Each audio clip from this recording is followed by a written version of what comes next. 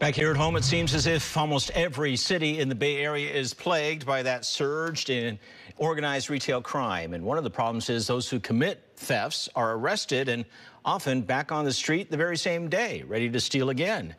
Tonight, KRON 4's Dan Kerman looks at how this happened just last week and how those fighting crime are dealing with all of this. Dan, very frustrating. If you steal less than $950 worth of items, you're likely only committing a misdemeanor. And as a result of that, and in many cases, those folks are being arrested, cited, given a court date, and released often on the same day. And as we saw last week, that can allow those committed to retail theft to offend again. When two people were arrested for the smash and grab at San Francisco's Dior store in Union Square on October 12th, one of those charged with commercial burglary, grand theft, organized retail theft, and conspiracy was 23-year-old Ajani Woods. If that name sounds familiar, it should. Just 2 days before the Dior burglary on October 10th, she was arrested for shoplifting, one of 11 arrested by police in a theft suppression sting at the Pleasant Hill Shopping Center. It is frustrating to know that when an arrest is made, the person is still doing it, and it's the repeat offenders that we're trying to target. Pleasant Hill Police Chief Scott Vermillion says before voters approved Prop 47 back in 2014, repeat offenders, even those who commit petty theft or shoplifting, could face felonies and serious time behind bars.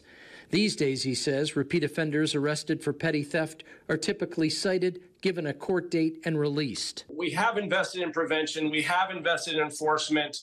More needs to be invested in the consequences for stealing.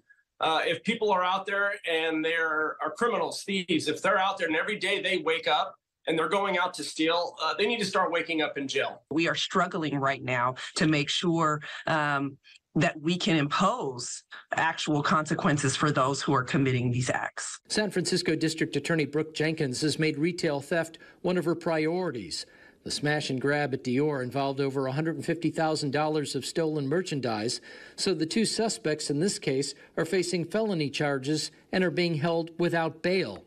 She says with laws as they are, prosecutors are having to change the way they charge organized retail theft, so judges not only see the items taken, but the conduct involved in doing it. This conduct is not simply going in and taking something and walking out. It often involves violence, which can elevate the conduct to a robbery. It involves things like cars being driven through the front doors of stores. Again, more dangerous and elevated criminal conduct that we can use as a basis to seek detention while a case is open, but also to add additional charges that allow us to impose more serious consequences.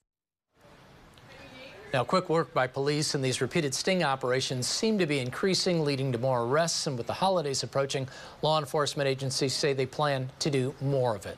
Live in the newsroom, Dan Kerman, KRON 4 News. All right, thank you.